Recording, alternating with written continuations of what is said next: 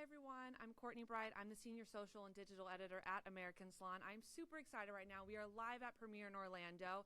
I'm here at the Facebook Live Lounge with Salon Centric with Phillip Rosado. He is L'Oreal Professionnel artist. How are you? Fantastic. How are you guys? Good. Welcome. Good morning. We're good, and we're super excited to have you here today with your gorgeous model, Chelsea, right? Yes.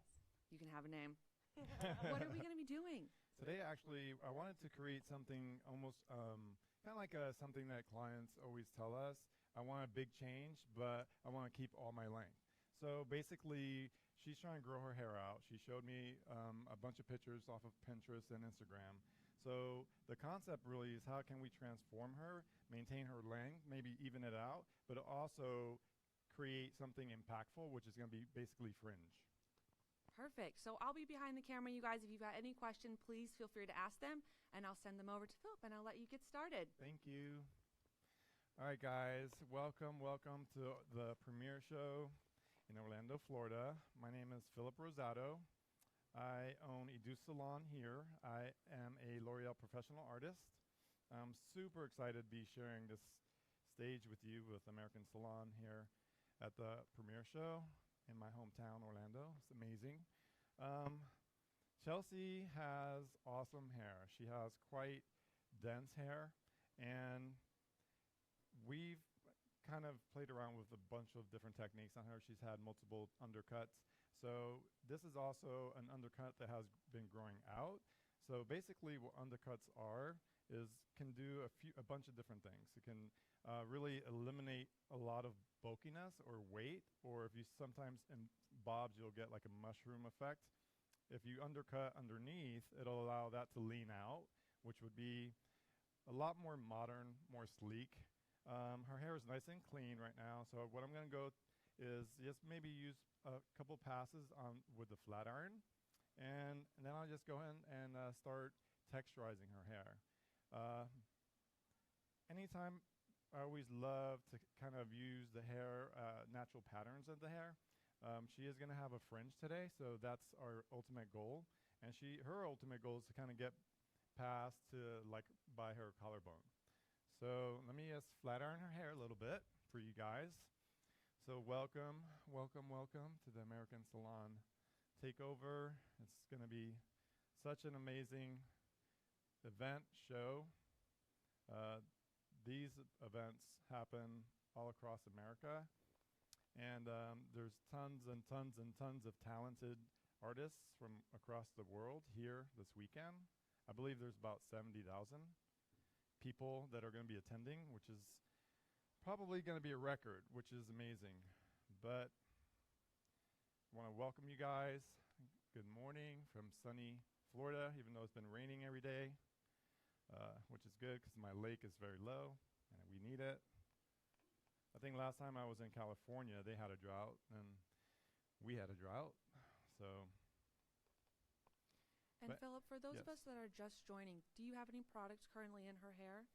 Her hair right now has a little bit of perfect texture, and that's about it. I didn't want to fill it with too much product because when I'm cutting, I like to use just a natural texture. That's a great question. Turn your head to the side. Yeah, thanks. So with Fringe, I want to just flat iron her hair a little bit in the direction of where her fringe is going to go. So you can see how she has a natural growth right there that's splitting that. I just want to go in there and kind of break that growth out. So you can kind of see how it starts reacting. And depending on your client is going to determine obviously the direction, what side she goes on. There we go. She has awesome hair. All right, perfect. Go ahead and tilt your head to the left. Yeah, perfect. So I'm just going to do a couple passes on this side. So those of you that are just joining us, we want to welcome you guys to the Orlando premiere show.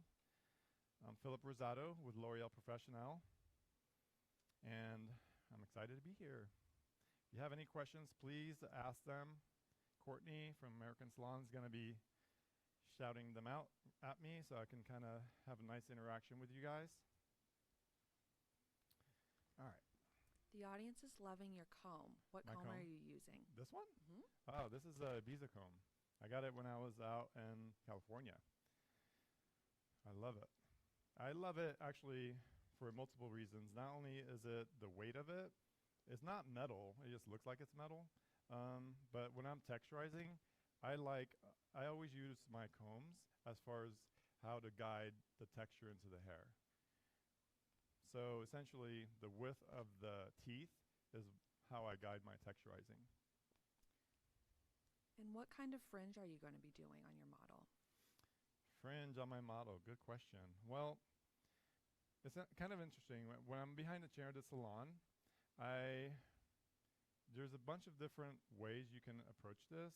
Obviously, I think fringe in general gets a bad rap because I think all of our moms, when we were like 5 or 6, cut their daughter's hair about half an inch too short from the hairline. So people are always afraid of fringes. So I always start with longer fringes. So essentially, instead of creating a blunt haircut or blunt line, I'm going to create softness by just creating straight vertical layering on the fringe. That way, it gives me a little bit of versatility with as far as how she wears it. So she can wear it down the center. I want to kind of go with a longer fringe, maybe 70s vibe. So if she splits it down the center, she can kind of wing it on either side. And she has a lot of hair. So I'm just looking at how the hair grows in and naturally seeing where it parts. All right. Go ahead and tilt your head up a little tiny. Is that your natural right there? Okay, perfect. All right, so Chelsea had her head down. So the positioning of the head shape is really important to understand where the control point is. So the top of her head shape is around there. So right here, it works perfect because it's also where I see a little natural or natural growth pattern happening. So I'm going to go pretty wide there. And the reason why I'm going so wide, or I can't go so wide and deep, is because she has so much hair. So obviously, you have to be aware of the density of your client's hair before you take all these sections. Again, I'm going in with what I want to impact first. So when you're behind the chair, I think it's important to, if you are going to create fringe, clients usually are a little bit nervous about it, and you want to I always just cut it first, so that way those nerves go away. That way they also start seeing themselves in the mirror with the fringe. Does that make sense? Cool. And do you always prefer to cut dry? I do 50-50. I love cutting dry, especially with somebody that has a lot of hair. You can see where the weight lives, and you're able to take or remove a lot of the weight. Essentially, dry cutting is great as long as the hair is clean. Sometimes, depending on when you're in the salon, a lot of it depends on time, but I love cutting dry hair. My favorite. All right, Chelsea, you ready? So we're going to give her a half-inch bang right here, Betty Page bang. She would kill me if I did that. So essentially, I'm going to go straight down the center. So we go straight down the center. And actually, if you can look to your left, you can see how what I'm going to do is just comb that straight out. And then I'm going to cut straight up. Even though I'm going to blunt cut it, it's still going to be very soft because I'm layering it, right? All right, look straight. So that kind of gives me a guide. Obviously, that's a little bit too long, but I can see how the silhouette is falling, and I like the graduation that's living there. So I'm going to go back in, and I am going to cut a little bit more. Go ahead and look to your left. But this time, I'm going to go in with some deep point cutting because I want to start really softening and breaking that heaviness up.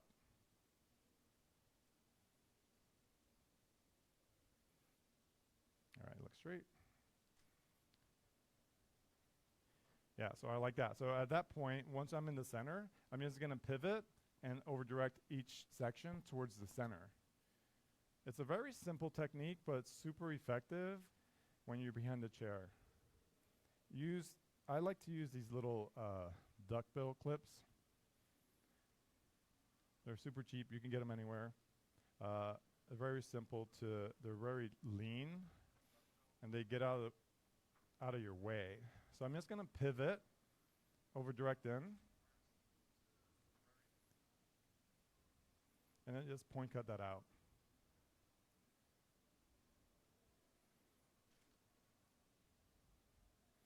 Again, welcome to the premiere show Orlando. I'm Phillip Rosado. I can't wait to actually go walk around and check out all the amazing events and artists that are here this weekend, creating a little bit of a transformation today with Chelsea's hair. So you can see how that over direction is going to allow the weight to sit outside of her eye, and that's the goal. So if she splits it down the center, it'll look very soft and delicate around her face. The other key point I like to always, when I'm training in the salon, we do a lot of advanced training in my salon. You want to kind of stand on the opposite side of your guide. So fringe is super important. So if you turn a little bit this way again, you can kind of see where my guide's living. Fringe is super important because I think it's one of those things that are underrated, but all right, go look forward. Now, Dawn is asking, how are you layering the fringe and why? How am I layering it? Well, I'm doing it almost like a vertical graduation. And that's literally just straight up to the ceiling. And by doing that, it just creates a lot of softness and eliminates a lot of the bulk. Thanks, Dawn. All right, look to your right. There you go. So you guys can see.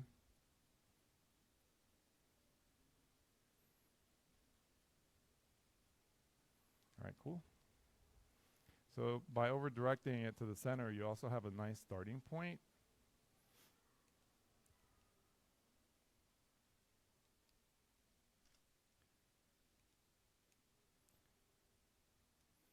I'm just going to open up her face quite a bit.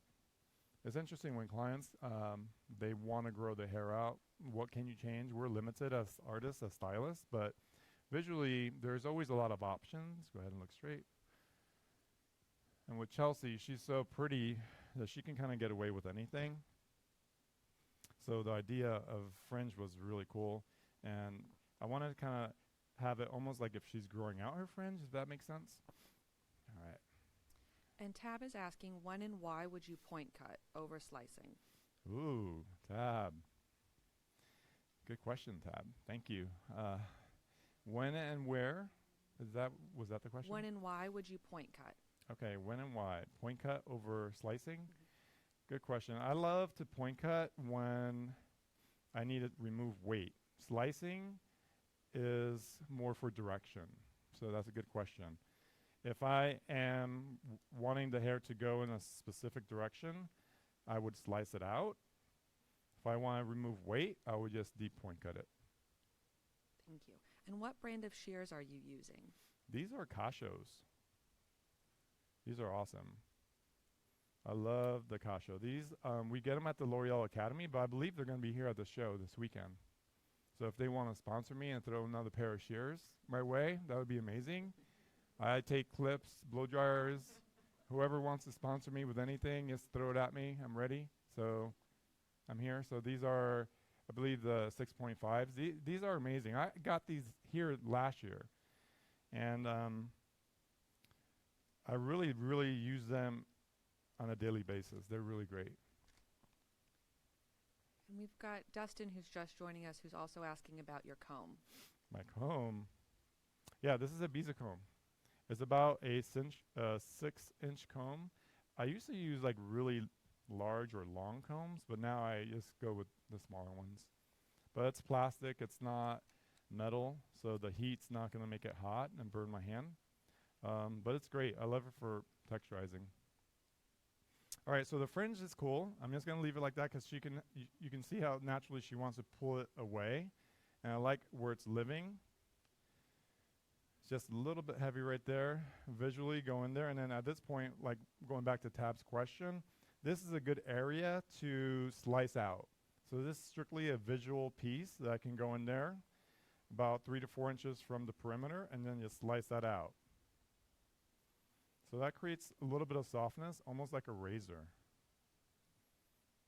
All right, perfect. So she's been growing her hair out from an undercut that was pretty short when we did it. So what I'm going to do now is just take 2 small, maybe 2-inch diagonal back sections to right from the top of her natural part to the top of her ear. And what I'm going to do there is balance out the sides. One side is a little bit longer because of the disconnection, but this is a really good, simple way to kind of go at what you need to achieve at first. I think hairdressers, we try to really complicate things, and I think the takeaway, even if today, for me, I want to share is like it's so important what you leave on, not what you take off. So when clients, it doesn't happen anymore, but they used to think if they cut just a little bit, the prices were a little bit cheaper, but now it's all the same.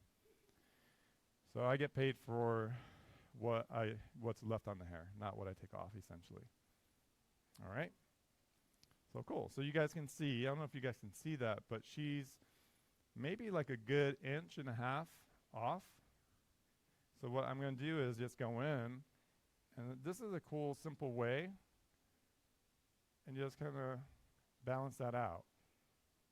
So you just take your guide from the other side, which is really visual, and just softly create a guide for your right side. So at this point, an angle, I'm going to go in and just point cut that out.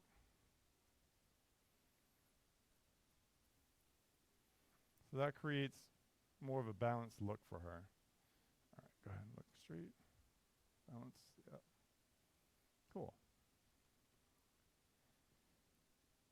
So since her hair is so heavy, I'm just going to go in 2 to 3 inches and just kind of really start removing some of that weight. I really love how the fringe is framing her eyes.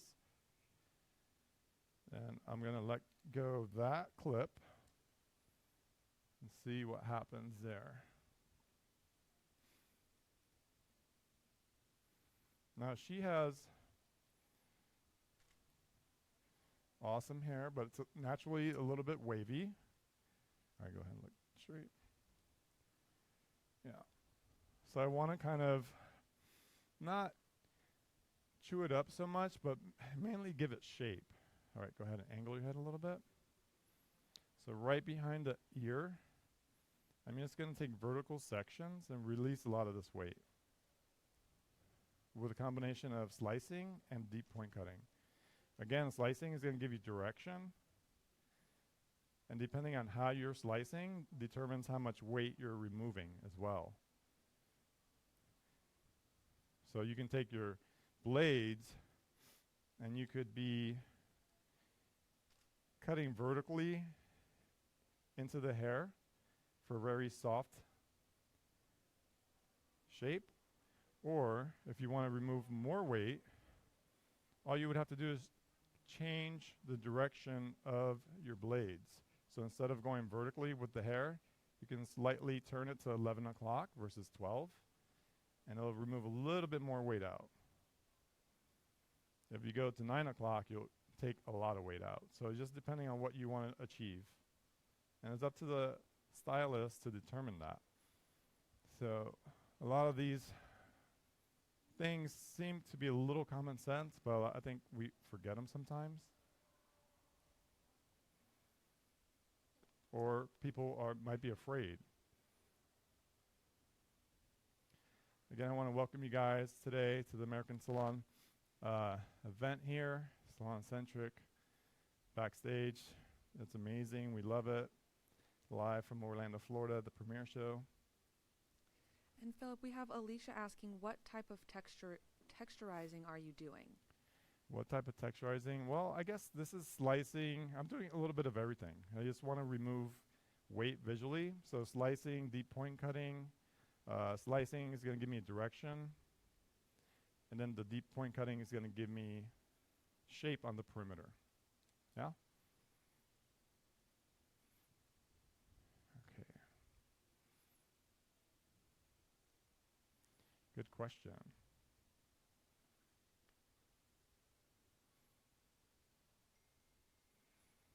Yeah, that looks so good. So she still has a little bit of heaviness on the bottom. But again, she's growing her hair out, so I don't want to cut too much.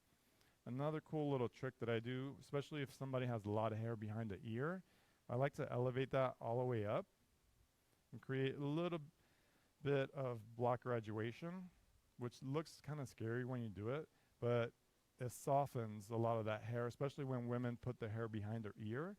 There's always a ton of hair that bulks up, so this helps to remove that. So right behind the ear, I'm going to go in here, elevate that straight up, and just deep point cut that. Now, when you're deep point cutting like this, make sure that you're closing the blades going out, not going in. You'll cut your finger off. And will she be able to wear her fringe both ways? Yes. Can she wear her fringe both ways? Yes. Because I cut it down the center originally, but I saw where it was living, and then I liked how the direction of it, so I went back in and softly sliced it so she can kind of really go either way. The key thing to that was cutting it down the center. Then that way it lives both ways. But she does have a little bit of a cowlick or directional growth that we need to be aware of. Okay, angle your head a little bit. And Lexi's asking, would you ever use texturizing shears instead of slicing or point cutting to remove the weight? Ooh, good question. Would I use texturizing shears or just the blades? I'm a little bit old school. I know I look super young, but I've been doing hair since '92, and I was taught to do all this type of stuff with my blades. So traditionally, I just go straight for my blades. I don't do anything. My texturizing blades once in a blue moon, but I use that mainly on men to blend. All the other texturizing techniques I do with my shears. Good question. And is it better to cut her fringe when it's wet or dry, or is it all about preference? Ooh, gosh. I feel, depends on the texture, but I feel it's basically kind of all about preference. You can go either way as long as you're aware where the hair is going to be living. I think if you do it dry and you're cutting with a lot of texture, the hair is going to be kind of at where you cut it. When it's wet, it springs up, and everybody kind of springs up a little bit differently. So it could be 10 or 20%. So depending on the client's hair texture will depend on where that bangs or the fringe live. So I prefer dry. And speaking of a cowlick, Nancy's asking, what can you do when a client likes a side fringe, but they have a bang that has a split or cowlick in it? Side fringe, but well, depends. I usually go a little bit deeper. So if they have depending on the cowlick, if it's really strong, you might get away with going a little bit deeper and parting it on the opposite side, especially when you're styling it, and then it can go back to where the client likes it. I hope that answers your question, but that's a good question. Thank you. So on this side, this was a shorter side, so I'm aware of that. So I just want to make sure that I go in and just do a little bit of texturizing on this side as well, but not too much because this was her shorter side. So I'm just going to take that. You can kind of see where the disconnection was living, so I'm just going to blend that in now.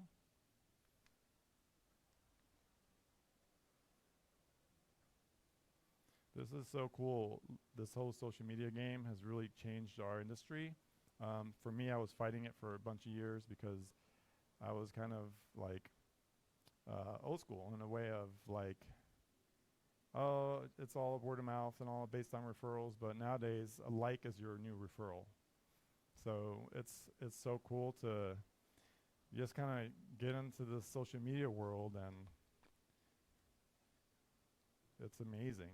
I know that my wife at Edu Salon, we are always trying to improve our social media game and our social media marketing, and it's been a game changer. So if you're a salon owner and you're not in the social media game, it's time to really wake up and get on the bus, because if not, you're going to be left behind.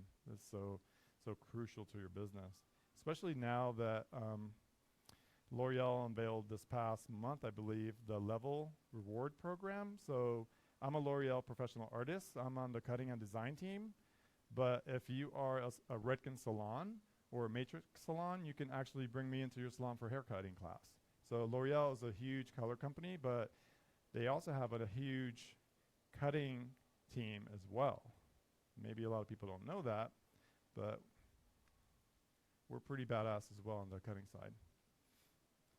But yeah, it's an amazing level program, which is a reward program. So anybody who carries Kerastase, L'Oreal, Redken, you can actually cross brand us and have me into your salon. So I'm just working through that side where there was a little bit of disconnection, just blending that in for her. And then to finish her hair, I'm gonna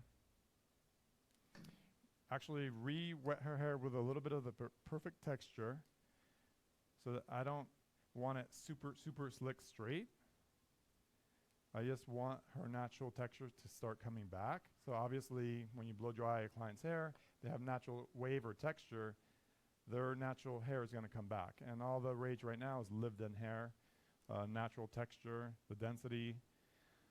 So I want that natural texture to come back. So even though she's flat ironed, I'm just going to spray it down with a little bit of water, some perfect texture, and utilize architecture in there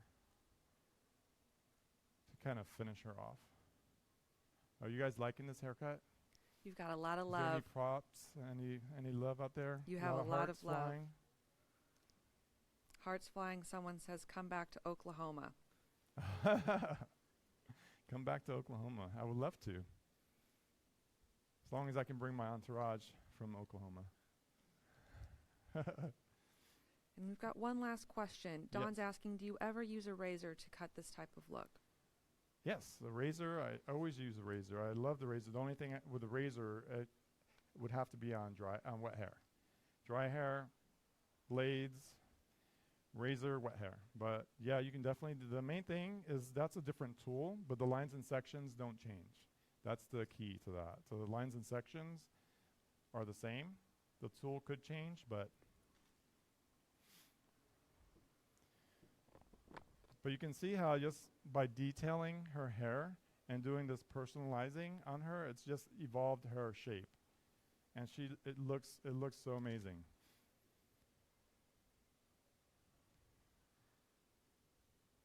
I think like in the salon world, it's so important, crucial to take before and after pictures, not only for your clients, but for yourself, for your development of your eye. I think that's really, really important.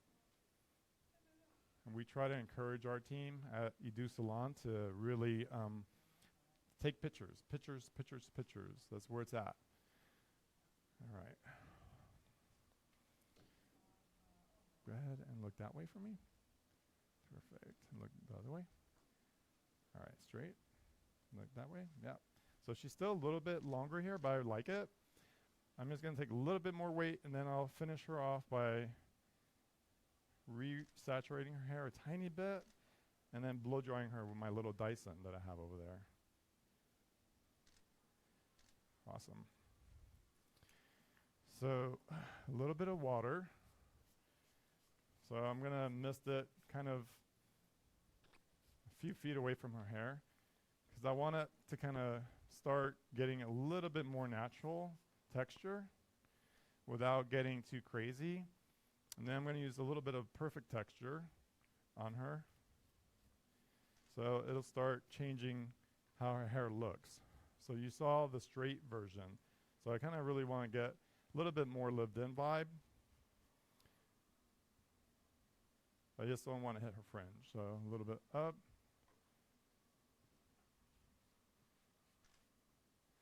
All right. and then a little tiny bit of architecture. So what this does is going to create a soft, moldable putty. Then I'm just going to blend in. And I think advanced hairdressing in general is doing a lot of classic things, but thinking advanced. It's not, and that's also with product application as well. So you don't always have to apply the products from wet to dry. I like to do from dry to wet quite a bit. So this helps smooth her hair out, get a lot of that texture back into her hair that's natural. And I like really roughed up looking hair, sometimes so jacked up that it looks like, ooh, what did he just do? But I think that's just, everybody has their own style, their own taste, you know. It doesn't necessarily matter. There's no right or wrong. It's your own creativity. You're the artist.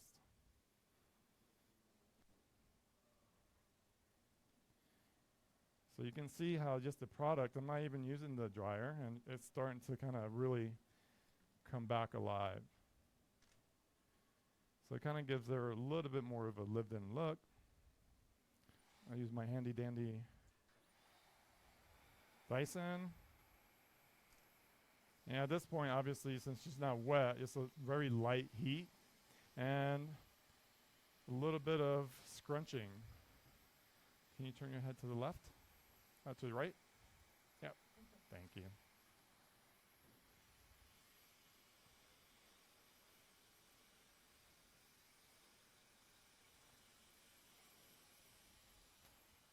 All right, look to your left.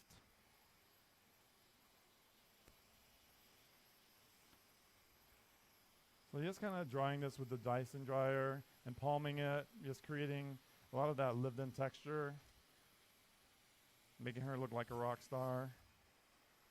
All right, look to your right.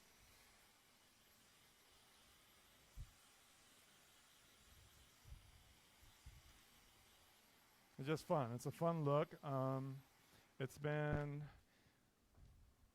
a few years since I've been cutting her hair, so I really have gotten to know what to do. So I am a little bit lucky when it comes to that. So model selection is always important when you do all your classes. So Phillip, I'm going to jump back in here. Okay.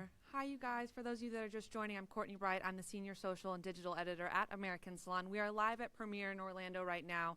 We're in the Salon-centric Facebook Lounge. We've got Facebook Lives coming to you all day today and all day tomorrow, so you'll be seeing me a lot here on American Salon's Facebook page. And Phillip, you don't know it yet, Chelsea, but you look gorgeous. Oh, thank you. Everyone's loving the cut, and there's never enough texture. I know. Fringe is in. Phillip, he's a L'Oreal Professional artist, so thank you for being with us. My pleasure. And Thank you before for we having me. sign out, where can we find you online? Oh, you can find me online at edusalon.com or edusalon.com for Instagram, or Phillip Rosado Instagram. Perfect. So you know where to find American Salon on Facebook because we're all here. You can find us on Instagram at American_Salon, and we are online all the time at AmericanSalon.com. So we'll see you guys again shortly for our more Facebook Lives. And Phillip and Chelsea, thank you both so much for joining us today. It was fun. Thank you. Bye, you guys. Bye.